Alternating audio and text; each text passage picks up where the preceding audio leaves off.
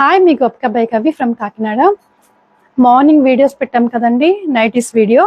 ఒక కస్టమర్ దివిలి నుంచి జ్యోతి గారు తీసుకున్నారండి నైటీస్, 4 నైటీస్.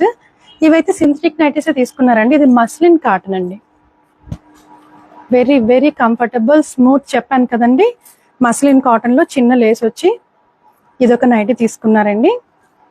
ఇంకోండి, ఇదొక ప్రింట్, ఫ్రంట్ ఓపెన్ వచ్చింది.